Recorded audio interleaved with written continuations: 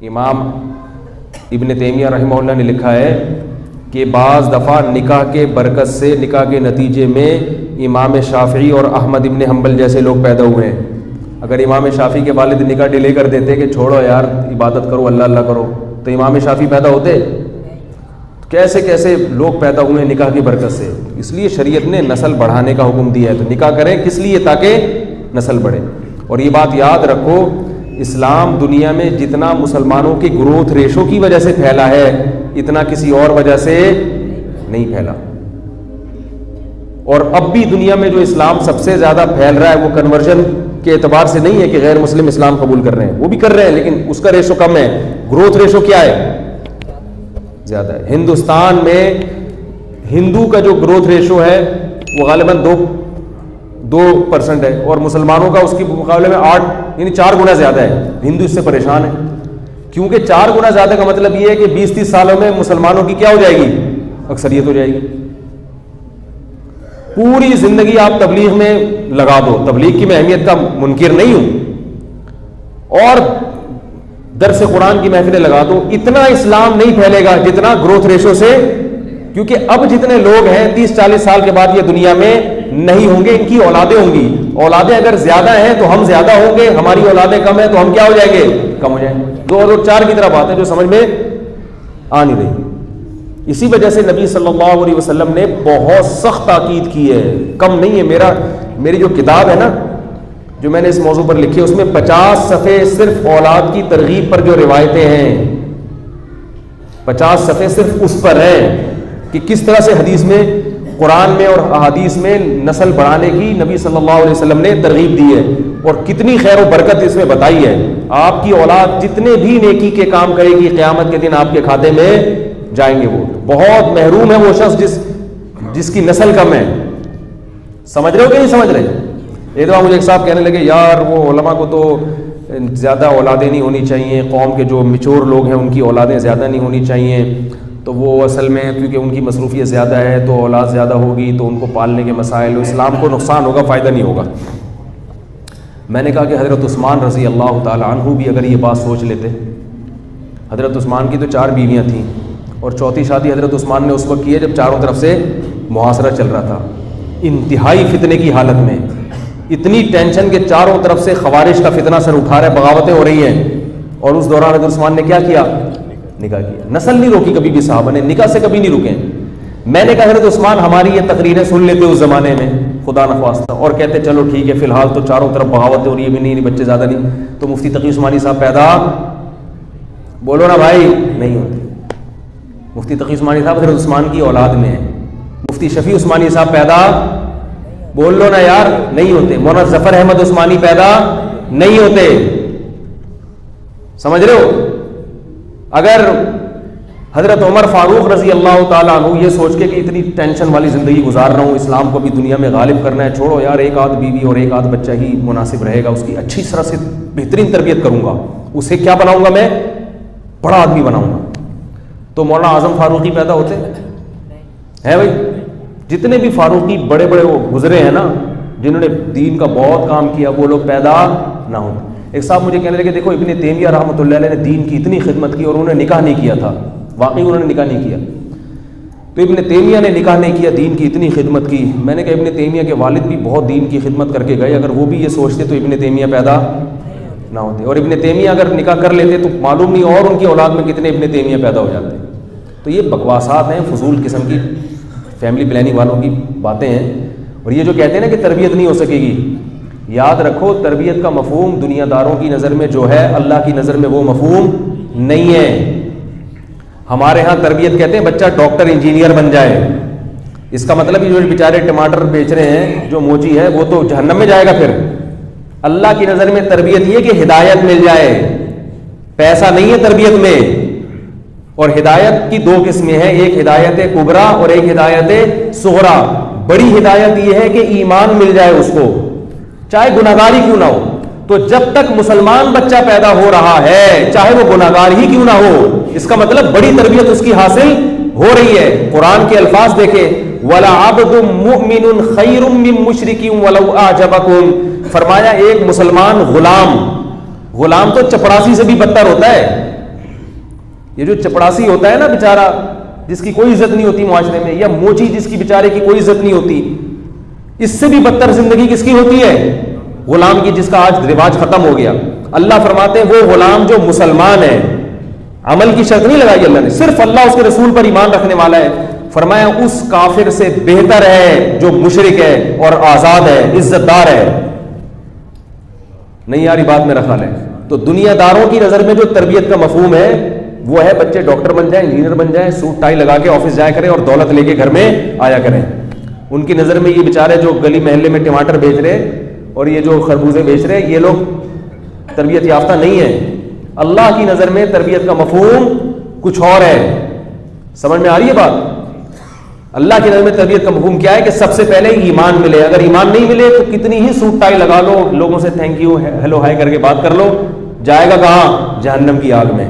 کیونکہ اللہ نے فرمایا کہ وہ غلام جو مومن ہے وہ اس مشرک سے بہتر ہے. کتنا بہتر ہے یہ نہیں بتایا اللہ نے, 1000 لاکھ گنا بہتر ہے کہ جو آزاد مشرک ہے. کیوں؟ اللہ نے وجہ بیان کی, فرمایا اولئک یدعون الی النار, یہ لوگ تمہیں جہنم کی آگ کی طرف بلا رہے ہیں.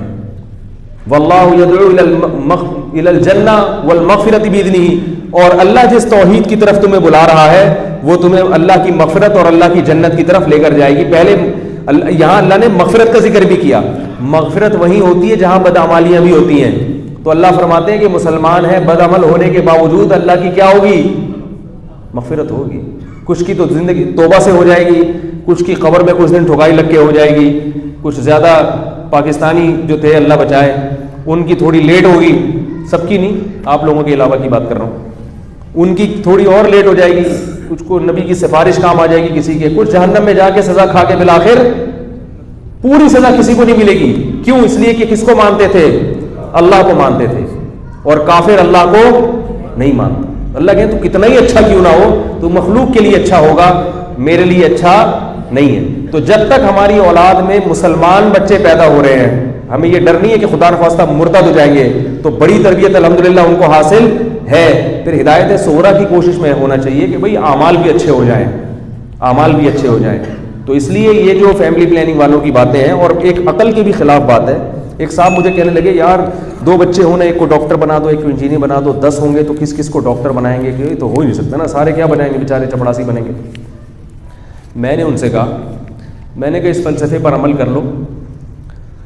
میں نے یہ دیکھا بعض یہ جو فلسفی قسم کے لوگ ہوتے ہیں نا, جو وحی کی تعلیمات کے بغیر اپنی عقل استعمال کرتے ہیں, یہ ہمیشہ غلط جا رہے ہوتے ہیں, دیکھنے میں بڑے ذہین لگتے ہیں. میں نے کہا اللہ کے بندو, 17 گریڈ یا 17 گریڈ سے اوپر کا جو طبقہ ہے نا, یہ ہمیشہ آبادی کا 2 یا 3% ہوتا ہے. ایسا ہی ہے نا؟ کیا خیال؟ جب آپ کی گروتھ ریشو کم ہوگی, ہر گھر میں 2 بچے ہوں گے, تو آبادی کا تناسب خود بہت کیا ہو جائے گا؟ کم. تو اس میں 2% ہی ڈاکٹر بنیں گے, باقی پڑھ لکھ کے بھی چپڑاسی بننا پڑے گا ان کو. ارے بھائی سبھی کو 17 گریڈ کا آفیسر بنا دو گے اس لیے کہ سب 2 بچے ہیں, تو سب اپنے والدین اپنے بچوں کو 17 گریڈ کا بنا دیں گے, تو 17 گریڈ وہ گریڈ کام کس کام کا؟ وہ آفیسر حکومت کس پہ کرے گا؟ وہ آرڈر کس پہ چلائے گا؟ اس کا نتیجہ نکلے گا کہ سب پڑھ لکھ کے بھی کیا کریں گے؟ ہوٹلوں میں میزیں صاف کر رہے ہوں گے. تو معاشرے کی ریکوائرمنٹ تو ڈاکٹر کی بھی 2% بمشکل 1% یا 2% ہوگی. اسی طرح جو اور دیگر آفیسرز ہیں, فوج میں سارے بریگیڈیئر بن جائیں گے, تو پھر وہ بریگیڈیئر آرڈر کس پہ چلائے گا؟ تو یہ اتنے بیچارے سینس لیس لوگ ہیں, اور یہ دنیا کے بڑے بڑے مفکرین بنے پھرتے ہیں اور ہمیں سمجھا رہے ہیں, اور ہمیں مولویوں کہتے ہیں یہ بیکورڈ قسم کے لوگ ہیں, پرانی باتیں کرتے ہیں. ہم پرانی باتیں نہیں کرتے, ہم صحیح باتیں کرتے ہیں جو ان لوگوں کو ہضم نہیں ہوتی. اس لیے نسل بڑھاؤ, اس میں تمہارا بھی فائدہ ہے, تمہاری زندگی بھی ہنسی خوشی گزرے گی, اور اسلام بھی دنیا میں پھلے گا پھولے گا. جو قوم نسل بڑھائے گی مستقبل اسی کا ہے, یہ یاد رکھو. ابھی دیکھو کراچی میں مہاجروں کی نسل, مہاجروں میں جو ہے نا 2 بچے ہی اچھے. میں خود بھی اردو اسپیکنگ ہوں, اس لیے میری اس بات کو عصبیت یا تعصب پہ نہ لے کے جائیں. پٹھان یہاں کے آباد ہوئے ہیں. پہاڑ گنج ہمیں یاد ہے 20 سال پہلے ایک پٹھان ایک پہاڑی پہ نظر آتا تھا, دوسرا پٹھان دوسری پہاڑی پہ, 2-4 پٹھان تھے. کراچی جو تھا نا وہ اس میں اردو اسپیکنگ کی بہت زیادہ کیا تھی, کثرت تھی. کیا ہوا؟ پٹھانوں کا گروتھ ریشو بڑا, مہاجر کیونکہ پڑھے لکھے ہوتے ہیں, تو تو وہ اپنے آپ کو سمجھتے ہیں ہم بہت پڑھے لکھے ہیں، تو ہمارے 8 بچے ہوئے تو لوگ ہم سمجھیں گے تو پڑھے لکھے ہیں ہی نہیں، ہم تو جاہل ہیں، تو ان کا گروتھ ریشو کیا ہوا؟ کم ہوا۔ تو سیاسی سطح پہ بھی ایم کیو ایم کیا ہوئی ہے؟ گروتھ ریشو کی وجہ سے کمزور ہو گئی۔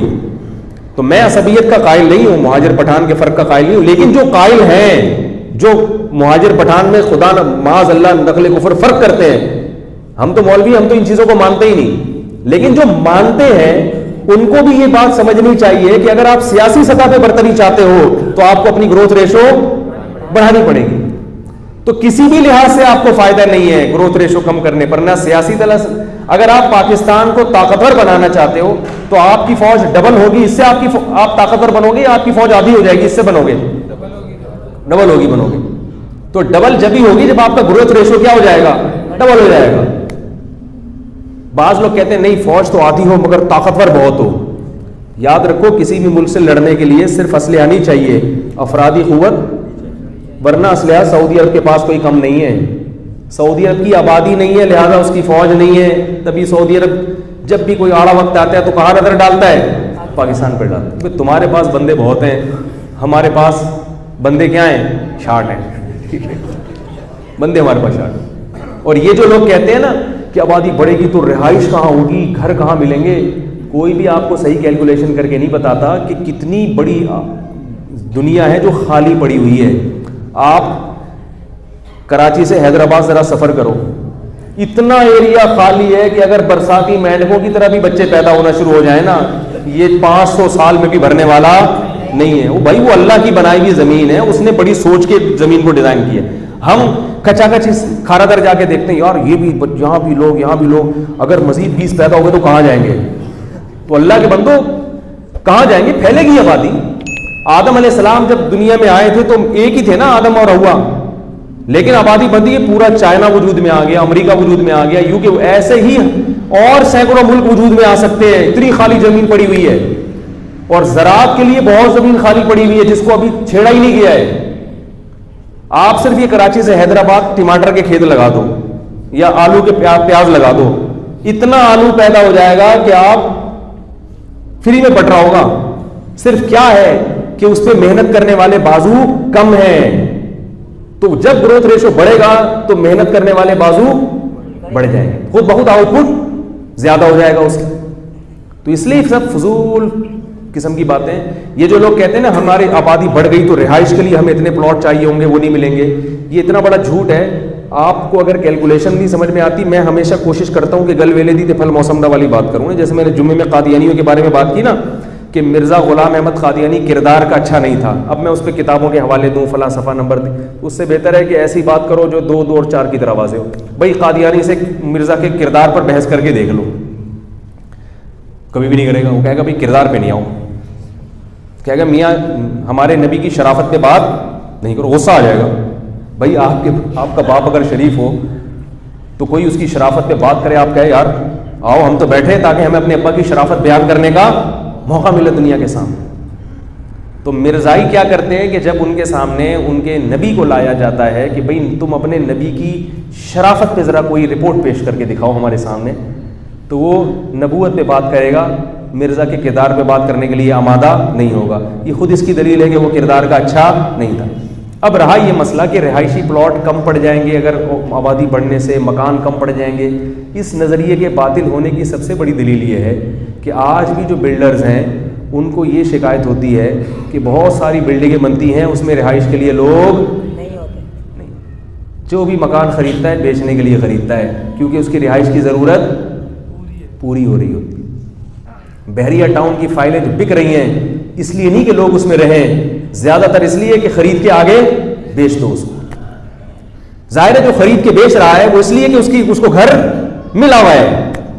حکومت اسکیمیں بناتی ہیں، ہاؤسنگ اسکیم، بہت عرصے کے بعد جا کے وہ آباد ہوتی ہیں، لوگ ہی نہیں، لوگ کہتے ہیں نہیں بھائی ہم نے آبادی میں رہنا ہے، ہم نہیں جا رہے وہاں پہ، اس لیے کہ لوگوں کی ضرورت پوری ہو رہی ہے، ضرورت پوری ہو رہی ہے لوگوں کی۔ تو اگر ضرورت پوری نہ ہو رہی ہوتی تو جیسے ہی کوئی بحریہ ٹاؤن کوئی وجود میں آتا فوراً آباد ہو جاتا، لوگ کہتے ہیں ہم تو فٹ پاتھ پہ سو رہے تھے بھائی، ہمیں تو جگہ نہیں مل رہی تھی۔ اور باقی رہا یہ کہ بیچارے غریب جو فٹ پاتھوں پہ سوتے ہیں، اس کی وجہ یہ نہیں ہے کہ آبادی زیادہ ہے، وہ تو غربت ہے، تو غربت تو کسی بھی وجہ سے وہ تو سودی نظام ہے اور بہت ساری چیزیں ہیں. تو غریب تو ہر دور میں رہے ہیں, پہلے بھی رہے. اب آبادی کے بڑھنے سے غربت بھی کم ہو جاتی ہے آہستہ آہستہ, کیونکہ جب آبادی زیادہ ہوگی تو غریب آدمی کے پاس کمانے کا موقع زیادہ ہوگا. تو اگر یہ آبادی کم ہوتی تو فٹ پاتھوں پہ سونے والے اور بھی زیادہ ہوتے. سمجھ رہے ہو کہ نہیں سمجھ رہے؟ بے روزگاری اور زیادہ بڑھ جاتی. تو اس لیے یہ سب فضول قسم کی باتیں تو ہمارے سامنے یہ تقریریں نہ کیا کریں. اپنے آپ پر رحم کریں, اپنی نسل بڑھائیں, اپنا خاندان بڑھائیں, بڑھاپے میں کام آئے گا, آخرت میں تو بہت ہی کام آئے گا. مفتی صاحب یہ جو آپ بچوں کی ولادت کے کہتے ہیں نا زیادہ بچے, ایکچولی اس زمانے میں مسائل ہیں, ایجوکیشن ہے, ٹوپی ڈرامے نا وہ شروع کر دیے انہوں نے.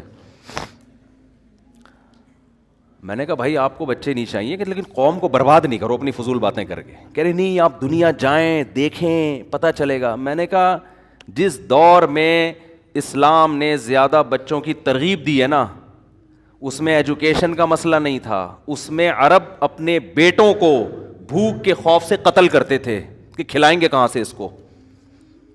اس قوم کو کہا جا رہا ہے کہ نسل بڑھاؤ. تو یہ سارے فضول باتیں ایک طرف ہو گئی.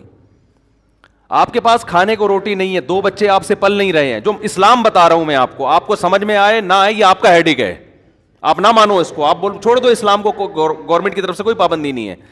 لیکن آپ اپنی خواہشات کی بیس پہ اسلام کو چینج کرنے کی کوشش مت کرو. آپ کے پاس کھانے کو روٹی نہیں ہے, آپ بھوکے ہو, حمل ٹھہر گیا, تیسرا بچہ آ رہا ہے, 2 کو کھلانے کے, تعلیم نہیں, روٹی کے پیسے نہیں ہیں, روٹی کے. شروع میں روحانی عاملوں کا ذکر آ گیا نا, میرا میٹر شارٹ ہو گیا, پورا بیان اسی سٹائل میں ہوگا, ورنہ اچھا بھلا ہنس کھیل کے ہمارا بیان چلتا ہے. تو بلڈ پریشر ہائی ہو گیا تو اب ساری سیٹنگ پورے بیان کی, کتنا اچھا پچھلے ہفتے آرام سے میٹھے میٹھے انداز میں بیان ہوا تھا. کیونکہ ابھی ایک بڑے بزرگ کو ہم نے دیکھا کہ روحانی ڈرامے کے ساتھ بیٹھے ہوئے نا, تو اس پہ میں نے کہا یار بس یار اتنے بڑے آدمی کو کیا ہو گیا یار. تو وہ روٹی کے پیسے اگر آپ کے پاس نہیں ہیں, روٹی کے, آپ کے لیے کھانا مشکل, تعلیم اگلی چیز ہے نا, پہلے تو روٹی ہے نا, اور حمل ٹھہر گیا, اس بیس پہ گرانے کی اجازت نہیں ہے کہ کھلاؤں گا کہاں سے. سمجھ میں آ رہی ہے بات؟ آپ کہہ سکتے ہو کہ اگر اللہ نے کھلانے کا وعدہ کیا تو مجھے کیوں نہیں کھلا رہا, میں کیوں بھوکا ہوں, آپ کہہ سکتے ہو نا. ارے قرآن کہتا ہے کہ اپنی اولاد کو اپنے ہاتھوں سے قتل مت کرو, نحن نرزقکم وإیاہم, ہم تمہیں بھی روزی دیں گے اور ان کو بھی.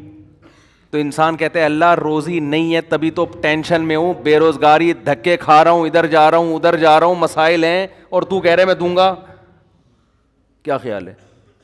تو کہاں سے دے رہا ہے؟ یہ تو ایک نئی ٹینشن ہوگی. میرے پاس فون آتے ہیں, بھائی اب 2 بچے ہیں, اب مفتی صاحب حمل ٹھہر گئے, کیا کریں بھائی, یہ تو ہمارے تو فیسیں ہی پوری نہیں ہو رہی, ہمارے تو خرچے پورے نہیں ہوگی. میں کہتا نہیں بھائی, اس بیس پہ آپ نہیں گرا سکتے, صبر کریں بس, اللہ پہ توکل. یہاں توکل فرض ہے.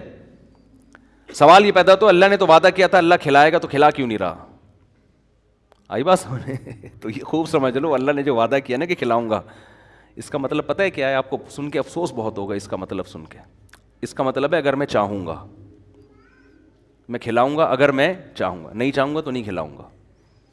اس کا یہ مطلب ہے, سمجھ رہے ہو؟ اب سوال پیدا ہوتا ہے اللہ پھر ایسے وعدے کا فائدہ کیا؟ یعنی یہ تو وعدہ ہی نہ ہوا نا. دیکھو قرآن میں جہاں بھی اس طرح کے الفاظ ہیں نا, اللہ نے دنیا میں کسی چیز کا وعدہ کیا ہے, اس کے آگے انشاء کا لفظ خود بخود لگا ہوا ہے. مثال کے طور پر میں اور اس اشکال کو مضبوط کر کے بیان کرتا ہوں. قرآن نے صحابہ کرام کو کہا کہ جب مشرکین مکہ کو حرم سے نکال دو, جب مکہ فتح ہوا نا تو 4 مہینے ہیں یہ لوگ حرم میں رہ سکتے ہیں, اس کے بعد حدود حرم سے قیامت تک کے لیے حرم میں مشرک کا داخلہ ممنوع. صحابہ کو اشکال ہوا کہ اللہ ہم تو غربت میں آ جائیں کیونکہ ہماری تجارتیں ہیں ان سے. بھائی اگر بڑے بڑے تاجر مشرکین میں بھی تھے نا تو ہماری تجارتیں ہیں تو یہ غربت میں آ جائیں گے. تو اللہ نے فرمایا ان خفتم عائلۃ فسوف یغنیکم اللہ من فضلہ. انشاء ہے کہ نہیں ہے؟ اگر تمہیں غربت کا خوف ہے تو اللہ نے چاہا تو اپنے فضل سے تمہیں غنی کر دے گا. ایک ہی آیت, ابھی میں ان سب کا ایک مفہوم بیان کرتا ہوں, اس سے سارے اشکال حل ہو جائیں گے انشاءاللہ. فسوف یغنیکم اللہ من فضلہ ان شاء, اگر اللہ چاہے گا تو اپنے فضل سے تمہیں غنی کر دے گا. نکاح کے بارے میں بھی یہ الفاظ ہیں, نکاح کرو یہ نہ دیکھو کہ غریبوں کے امیر ہوں. کیوں؟ اللہ کہتے ہیں ان یکونوا فقراء یغنیہم اللہ من فضلہ، نکاح کر لو فقیر ہو گئے تو اللہ اپنے فضل سے غنی کر دے گا. سوال پیدا ہوتا ہے بعض تو ہم نے دیکھے ہیں کنوارے تھے تو پیسے والے تھے، شادی ہوتے ہی بعض ایسے، اگرچہ اکثریت ایسی نہیں ہے، اکثریت کے تو روزی میں اضافہ ہوتا ہے، لیکن بعض ایسے واقعات ہیں ادھر شادی ہوئی ادھر دیوالیہ نکل گیا، بیگم ہی چور تھی معاذ اللہ وہ ساری جائیدادیں کھا گئی. بعض دفعہ تو یہ بھی ہوتا ہے نا. ارے بعض دفعہ ایسے ہوتا ہے آپ نے شادی کی میرا بیان سن کے کہ یار اس سے مال میں کیا ہوگا، برکت ہوگی، اضافہ ہوگا. شادی کی بیگم صاحبہ کوئی خدا نخواستہ کوئی چور خاندان سے ان کا تعلق، ایسے لوگ ہیں ہمارے علم میں، پورا زیور کھا گئی، سونا کھا گئی جو مہر میں دیا تھا، اور بھی چیک سائن کروا کے پوری جائیدادیں کھا کے آپ روڈ پہ گٹر کے ڈھکن پہ بیٹھے ہوئے ہیں اور 4 شادیوں کے فضائل بیان کر رہے ہیں. ایسے واقعات ہی ہوتے ہیں. تو ظاہر ہے آپ کو خیال ہوگا کہ یار اگر اللہ نے تو وعدہ کیا ہے کہ میں نکاح پہ غنی کر دیتا ہوں تو یہ غنی تو نہیں ہو رہا. ایسے واقعات ہیں. بچہ پیدا ہوا پہلے ایک کا خرچہ نہیں تھا اور مسائل کھڑے ہو گئے، ایسے واقعات ہوئے ہیں. سمجھ میں نہیں آ رہی میرا خیال ہے بات. اسی طرح قرآن کہتا ہے وما من دابۃ الا علی اللہ رزقها، زمین پہ کوئی چوپایا ایسا نہیں ہے جس کا رزق اللہ کے ذمے نہ ہو. لیکن ہم دیکھتے ہیں جانور بھوک سے مرتے ہیں. سمجھتے ہو جانور بھی بھوک سے مرتے ہیں، ایسے جانور ہیں. انسانوں کی خطاؤں سے بھی مرتے ہیں. تو خوب سمجھ لیں قرآن میں جہاں بھی اس قسم کے وعدے ہیں اس کا مطلب ہے اگر میں چاہوں گا. اب سوال پیدا ہوتا ہے کہ اگر اللہ کے چاہنے سے یہ تو پھر وعدہ تو وعدہ نہ رہا نا. دیکھو آپ نے کسی مزدور کے ذمے ایک کام لگایا، مزدور کو آپ نے کہا کہ یار یہ 10 فٹ کا گڑھا کھود دے میں تجھے 1 کروڑ روپے دوں گا. پہلے آپ نے کہا میں تجھے 1 لاکھ روپے دوں گا، اس نے کہا نہیں. آپ نے کہا چل 1.5 کر لے، اس نے کہا نہیں. آپ نے کہا 1 کروڑ دوں گا. ایک دم جوش میں آئے گا نا، ارے ایک دم جوش میں آئے گا یار 10 فٹ گڈھے کے 1 کروڑ. آپ نے کہا اگر میں چاہوں گا وہ کھودے گا. نہیں آئی بات سمجھ؟ وہ کہے گا بھائی تو چاہے گا کیا مطلب اگر تو نہیں چاہ. میں نے ایک صاحب سے پیسے کوئی چیز بیچی نا تو پتہ نہیں 1 لاکھ کی تھی 1.5 لاکھ کی تھی. انہوں نے کہا میں آپ کو کل پیمنٹ دوں گا. میں نے کہا بھائی آپ مجھے کیا پتا یار میں آپ کو جانتا نہیں ہوں، آپ مارکیٹ سے شارٹی ہو جاؤ. ہم بعض دفعہ اپنا بکرے بیچ کے آ رہے ہوتے ہیں، دمبا کسی کو پہنا کے آ رہے ہوتے ہیں، لوگ ہمیں پہناتے ہیں، پھر اپنے دوسروں کو پہنانا پڑتا ہے ہمیں. ٹھیک ہے. تو کہتے نہیں اللہ نے چاہا تو میں کل دے دوں گا. میں نے اگر اللہ نے نہیں چاہا تو میں کیا کروں گا بتا، میں تجھے کہاں تلاش کروں گا. اگر مجھے یقین ہو کہ اللہ چاہے گا کہ تو مجھے دے گا، اللہ چاہے گا کہ تو مجھے دے گا تو میں 1 دن کیا میں 1 مہینہ انتظار کر لوں گا. لیکن اگر اللہ نے تو مجھے نہیں بتایا کہ میں چاہوں گا کہ نہیں چاہوں گا. اگر اللہ نے نہیں چاہا تو میں تو تجھے فون کروں گا بھائی میرے پیسے دے، تو کہے گا اللہ نے چاہا ہی نہیں. کیا خیال ہے ہمیں کیا ملے گا. اب جب ہم لوگوں کے بارے میں یہ بات سوچتے ہیں یار یہ کیوں اٹک رہا ہے یہاں پہ، یہ اللہ نے چاہا نا تو ہمارا مائک سسٹم ایک دن انشاءاللہ ٹھیک ہو جائے گا.